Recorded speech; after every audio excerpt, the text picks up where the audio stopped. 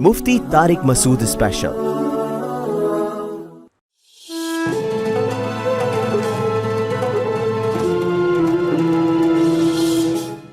आऊज़ुबिल्लाहि मिनश्शैतानिर्रजीम बिस्मिल्लाहिर्रहमानिर्रहीम। अस्सलामु अलैकुम ख़वातीन व हज़रात। प्रोग्राम रमज़ान करीम मुफ्ती तारिक मसूद साहब के साथ मैं आपका मेज़बान आसिफ़ इकबाल आपको खुशामदीद कहता हूँ। आज जिस टॉपिक पे हम बात करेंगे मुफ्ती साहब से वो है इस्लाम और साइंस। हम ये देखेंगे कि किस तरह फ़ितरत और साइंस का कॉम्बिनेशन है जिससे इस्लाम ने अपनी चीज़ों को बेहतर और एहसन तरीके से निभाया है या उसके रूल मुतय्यन किए हैं। तो इसके लिए मैं अपने मेहमानों का तारुफ़ करवाता चलूँ। हमारे साथ एज़ यूजुअल अज़मान साहब बैठे हुए हैं, अज़मान हमीद साहब, ठीक है ना। अस्सलाम वालेकुम अज़मान भाई। वालेकुम, कैसे हैं आप? खैरियत से? अल्लाह का करम। और हरदिल अज़ीज़ मुफ्ती तारिक मसूद साहब किसी तारुफ़ के मोहताज नहीं। अस्सलाम वालेकुम। कैसे मुफ्ती साहब? खैरियत से?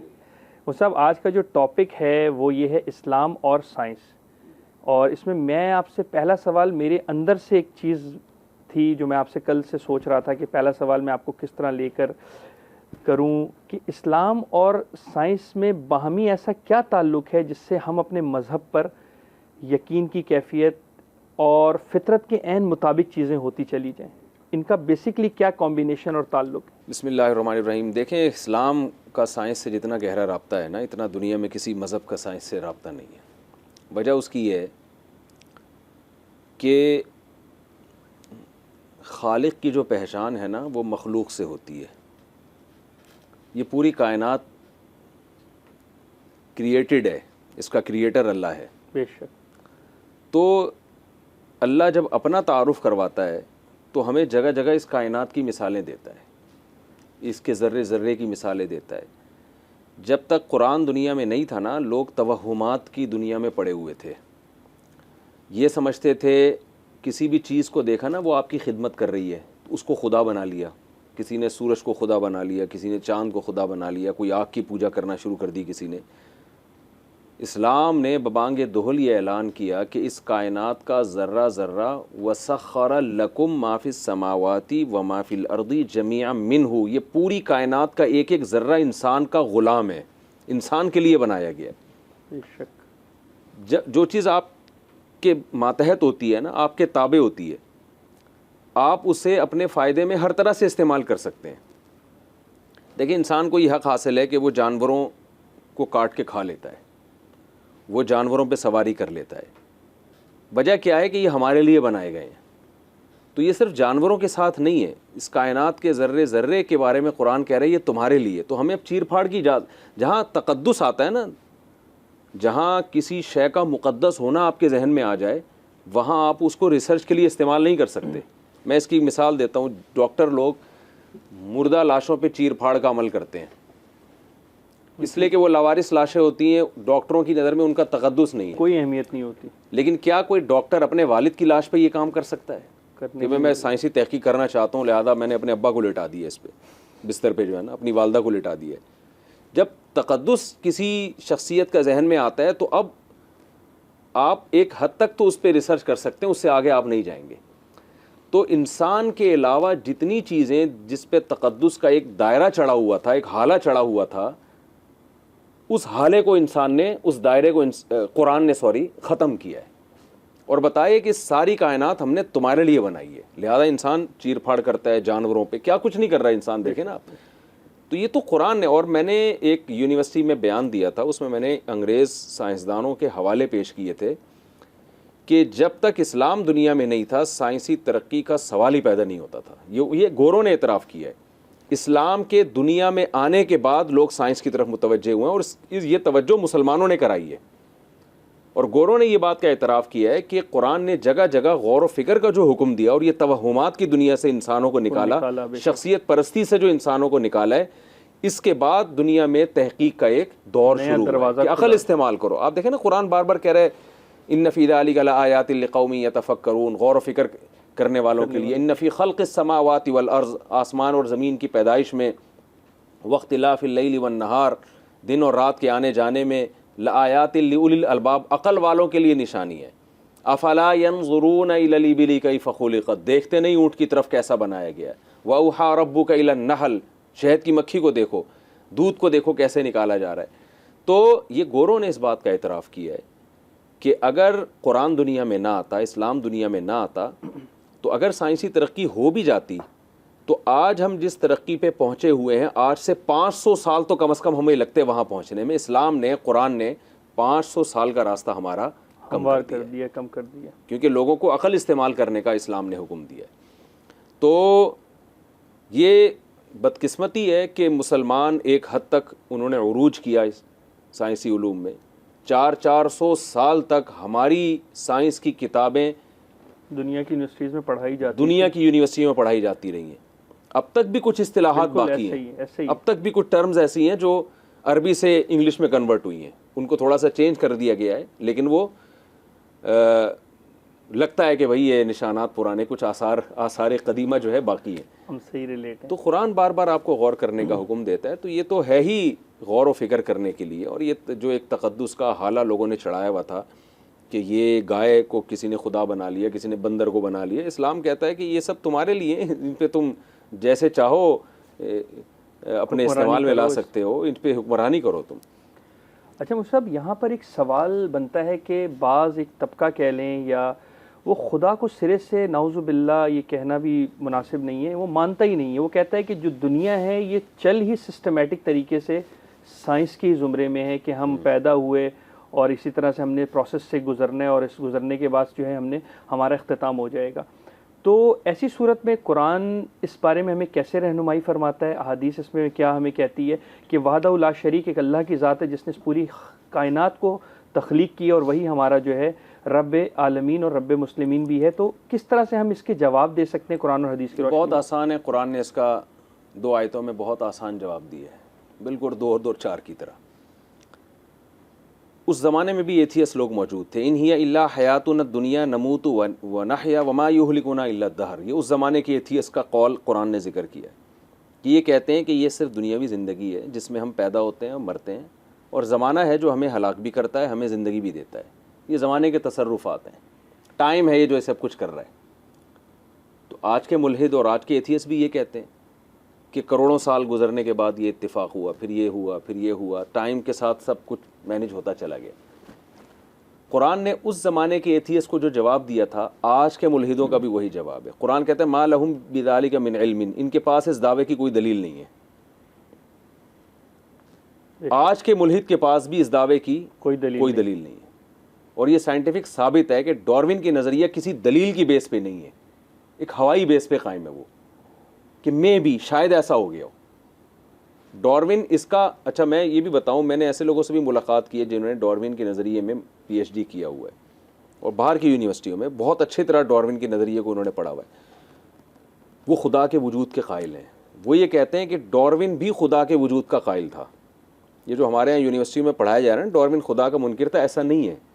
और डार्विन की जो थ्योरी है ना कि ये इंसान जो बंदर से बनकर आया, ये थ्योरी पूरी है क्या, उसकी वर्डिंग क्या है, उसमें ये अल्फाज हैं कि अगर हम ये फ़र्ज़ कर लें कि इस कायनात को किसी ने नहीं बनाया, ये ख़ुद से बनी है, तो बहुत सारे इम्कानात हैं, उनमें ये इम्कान मौजूद है, ये भी इम्कान मौजूद है जो करीने क़ियास लगता है। बिल्कुल ऐसा ही है। यानी ये सब फ़र्ज़ी चीज़ें हैं, कोई यकीनी बेस पे कायम नहीं है।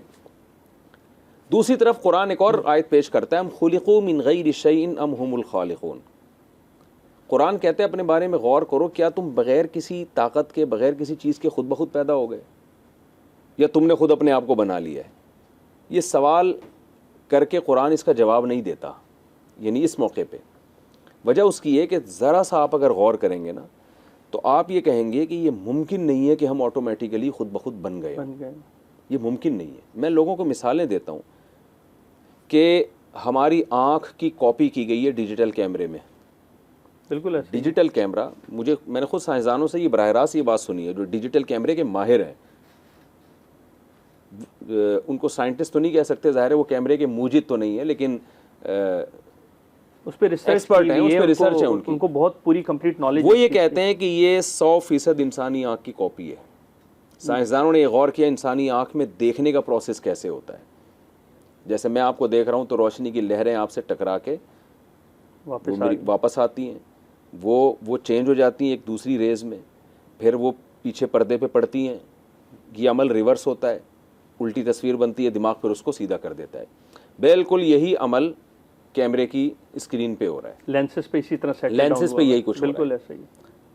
तो आप मुझे एक बात बताएं कि अगर कोई साइंसदान उठ के ये नज़रिया पेश करे कि ये जो डिजिटल कैमरा है जो मेरे और आपके मोबाइल में, ये अलग से कैमरा हो, ये करोड़ों खरबों अरबों साल में इत्तेफाक से वजूद में आ गया था, क्या आप मान लोगे उसकी बात?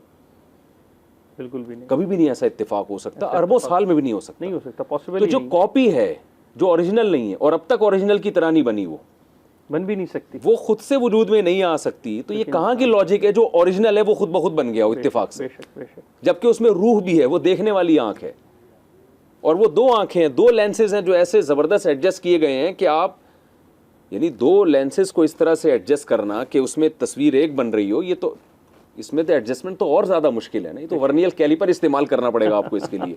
ये थोड़ी सी सेटिंग आउट हो जाए तो आपके एक के दो नज़र आना शुरू हो जाएंगे। इतनी ज़बरदस्त एडजस्टमेंट, और ये 9 महीने में हो रही है माँ के पेट में। बेशक। तो ये खल्लाक का कमाल है। ये खुदा को मान लेना साइंस है, खुदा का इनकार साइंस नहीं है।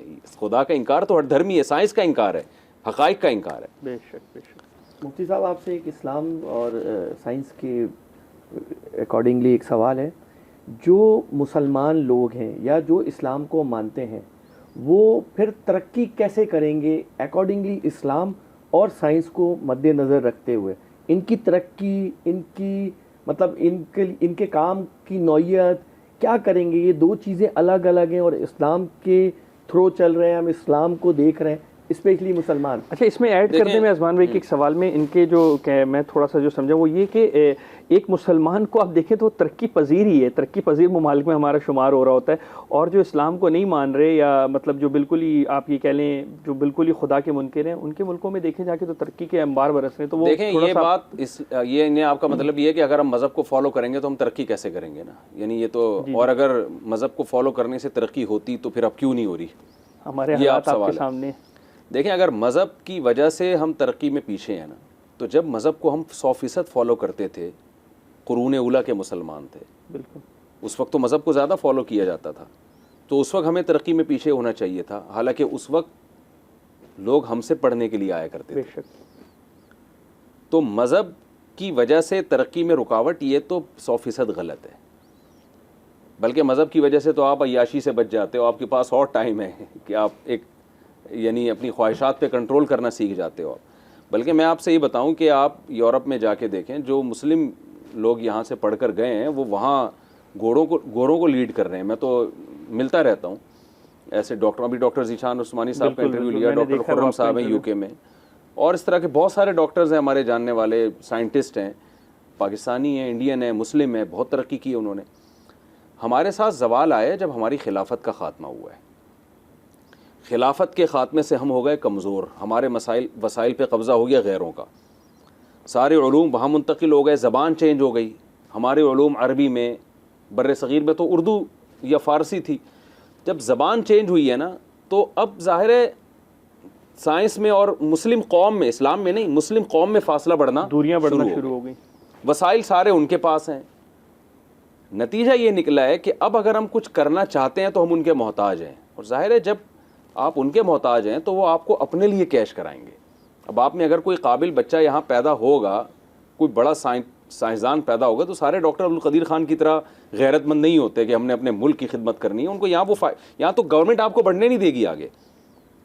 यहाँ तो आपको वो एक मशहूर बात है ना, मैं उन्हीं बड़ा अच्छा मुझे उनका मकूला लगा कि डॉक्टर ज़ीशान उस्मानी साहब का, ये मुझे बड़ा अच्छा लगा, मैंने दर्जनों का सुना है कि यहाँ अगर आप गरीब हैं तो भूख मार देगी आपको, आप तरक्की क्या करेंगे? आप पेट ही नहीं भरा हुआ आपका, ज़ाहिर है आपको तो रोटी की फ़िक्र मारेगी ना। जो करप्ट हुकूमतें आ रही हैं और एक दूसरे की टांगें खींच रही हैं, बस इसी में हमारा टाइम वेस्ट हो रहा है। दूसरा, अगर आप यहाँ मुतवस्सित दर्जे के हैं तो गैस बिजली के बिल मार देंगे आपको, इन्हीं फिक्र, लाखोंपति हैं तो पब्लिक मार देगी आपको। लोग छुपा रहे होते हैं अपनी रकमें, बाहर के मुल्कों में लोग बता रहे होते हैं, कोई डर नहीं होता। तो हमारी जो करप्ट हुकूमतें हैं, इन्होंने हमें पीछे धकेल दिया है, और ये हुकूमतें मुस्लिम या इस्लाम को फॉलो करने वाली नहीं है। लिबरल हुकूमतें आती हैं अक्सर, कोई अगर बंदा सही आ भी जाता है तो उसकी राह में रुकावटें बहुत होती हैं। तो ये जो हमारा एक हुकूमती निज़ाम है, इंतहाई करप्ट और इंतहाई गंदा, मादरत के साथ, इसके होते हुए आप तरक्की नहीं कर सकते। देख लेना आप यूनिवर्सिटियों, क्या ये मजहबी लोगों के हाथ में जो हमारी यूनिवर्सिटियाँ हैं? मुझे याद है मैंने जब इंटर किया तो हमारे टीचर ने लाके किताबें रख दी सामने के नकल करो, जो एग्जामिनर था, और सब तलबा को नकलें करवा रहे थे। वो जिस मुल्क का ये हाल हो कि आपको नकल बाकायदा गन पॉइंट पे करवाई जाती हो। स्कूल में हमारे टीचर ने टेस्ट लिया, अल्लाह ताला उन टीचर की उम्र में बरकत दे, अगर वो जिंदा हैं, इंतकाल कर गए तो अल्लाह मगफिरत करे। उन्होंने हमें किताबें ला के पकड़ा दी कि जी, क्योंकि उनको रेपुटेशन अपनी बनानी थी कि हेडमास्टर के सामने जहाँ के बच्चों का रिजल्ट अच्छा है, तो वो तो जहाँ ये इस्लाम तो नहीं है ना, तो इसमें इस्लाम क्या क्या कसूर है? इस्लाम तो ये कहता है कि इस करप्शन की आपको इजाज़त नहीं है। वैलुल लिल मुतफ़्फ़िफ़ीन अल्लज़ीना इज़ा इक्तालू अलन नासी यस्तौफ़ून, तबाह हो जाएं वो लोग जो अपना हक़ लेने की बारी आती है तो पूरा हक़ लेते हैं और देने की बारी आती है तो डंडी मारते हैं। तो जो स्कूल टीचर तनख्वाह पूरी ले रहा है और तलबा के साथ पढ़ाने में ख़यानत कर रहा है और फिर जब इम्तिहान सर पर होते हैं तो ख़ुद ही नकलें करवा रहा है, तो ये तो इस्लाम के अगेंस्ट चल रहा है। तो जब मुसलमान इस्लाम पर थे तो आप देखें मुसलमानों ने तरक्की की है, इस्लाम को छोड़ दिया तो, और हमारी यूनिवर्सिटियाँ तो मजहबी लोगों के हाथ में ही नहीं है। वो तो ज़ाहिर सी बात है। अभी आप जामे तो रशीद को देख लें, मजहबी लोगों के हाथ में है, तो उसमें दुनियावी तालीम भी है, उसकी रेपुटेशन आप देखें, अल्हम्दुलिल्लाह उससे बहुत अच्छे तलबा फारिग हो रहे हैं। आप उनकी रिपोर्ट ज़रा जाके देखें तो पता चलेगा आपको। बिल्कुल बिल्कुल ऐसा ही है। अच्छा मुफ्ती साहब, यहाँ पर ये मुझे बताएं कि कहीं पर भी ऐसा है जो सवालात और अशकाल उठते हैं कि लोग उठाने वाले कि कुरान और इस्लाम में कहीं ना कहीं कोई ना कोई तज़ाद पाया जाता है, जिससे इंसानी फितरत पर जो है इंसान पूरा नहीं उतरता कि हम पैदा हुए हमने तो ऐशी करनी है, हमारा जो दिल चाहेगा, जब दुनिया अगर हमारी है तो हमारा जो दिल चाहेगा हम वो करेंगे। तो ये कहते हैं यार, जब इस चीज़ पे हम कायल कर लेते हैं बंदे को, या ये बात वो करता है कि हमारा जो दिल चाहेगा हम करेंगे, तो इस्लाम फिर हमें बाउंड्रीज़ क्यों लगाता है? और साइंस में अगर हम इसको देखें तो इस्लाम किस तरह से इस चीज़ को जो है पैरहन करता है कि किस तरह की फितरत के ऊपर रहते हुए इंसान अपनी सारी चीज़ों को, ज़रूरतों को भी पूरा कर सके? देखें, पहली बात तो ये इस्लाम कुरान की कोई एक आयत भी ऐसी नहीं है जो साइंस के किसी नज़रिए के जो साबित शुदा नज़रिया उसके ख़िलाफ़ हो।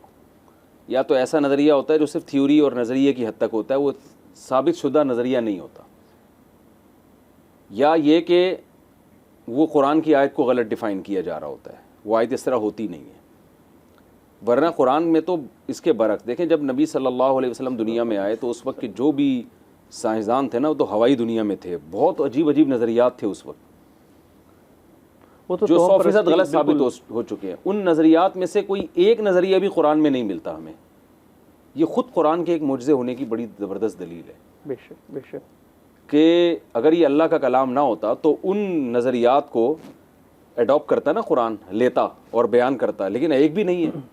ये खुद इसकी अलामत है कि नबी सल्लल्लाहु अलैहि वसल्लम को कैसे पता चल गया कि ये बात बयान करने की है या नहीं करने की। ज़ाहिर है ये नबी का इल्म नहीं था, ये अल्लाह का इल्म था जिसने उस किताब को नाजिल किया।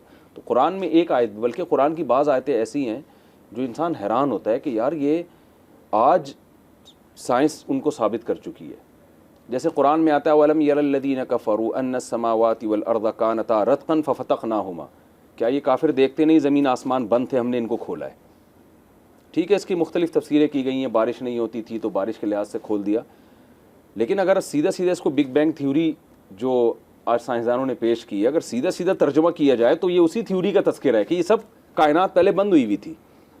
वस्समाअ बनैनाहा बिअयदीन व इन्ना लमूसिऊन, आसमान को हमने बनाया, हम उसमें वसअत देते चले जा रहे हैं। तो ये थ्योरी में यही है कि कायनात जो है ये फैलती चली जा रही है। तो बहुत सी आयतें हमें ऐसा लगता है कि ये तो जो 1400 साल में उनका मफहूम पूरी तरह समझ में नहीं आया, लेकिन जब आप उनका तर्जमा करते हो तो आप हैरान हो जाते हैं कि यार ये तो वही बातें हैं जो आज साइंटिस्ट कर रहे हैं, साइंसदान कर रहे हैं। अच्छा मुफ्ती साहब, थोड़ा सा एक और सवाल है आपसे।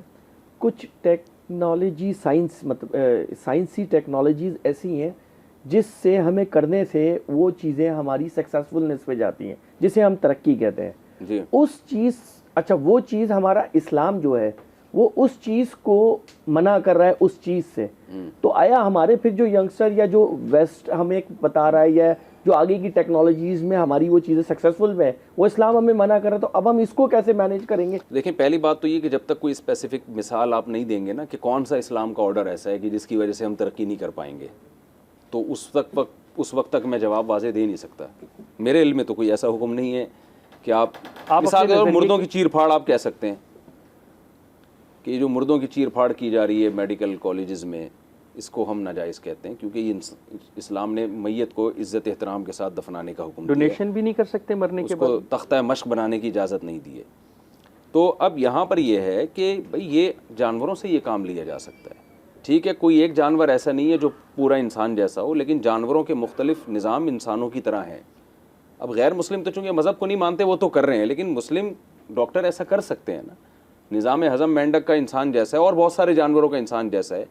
तो मुख्तलिफ पार्ट्स ऐसे हैं जो किसी अभी देखें ना, खंजीर का दिल लगा लिया इंसान के, तो जानवरों को तख्ता मश्क बनाया जा सकता है। और दूसरी बात यह कि देखें, इस्लाम जो है ना, हम जब किसी एक टॉपिक की तरफ जाते हैं ना दुनियावी उलूम में, तो हम उसी को सब कुछ समझ बैठते हैं। मिसाल के तौर पर एक एथियस्ट ने मुझसे सवाल पूछा कि जी ये इस्लाम में बैठ के पानी को की तरगीब दी गई है कि बैठ के पानी पियो, तो सेहत से तो कोई नुकसान नहीं होता, बैठ के पियो कि खड़े होके पियो। मैंने कहा देखें, आपके ऊपर ना एक ही चीज़ मुसल्लत हो गई है कि सेहत। दुनिया का हर मसला सेहत नहीं है। मैंने उनको मिसाल दी, आप ये कपड़े पहन के मेरे सामने बैठे हुए हैं, तो अगर आप कपड़े उतार के बैठ जाएं तो क्या सेहत को नुकसान होगा? बिल्कुल भी नहीं होगा। टेम्परेचर भी सही है, कमरे का नॉर्मल है, तो कोई नुकसान नहीं है। मैंने कहा फिर क्यों कपड़े पहन के बैठे हुए?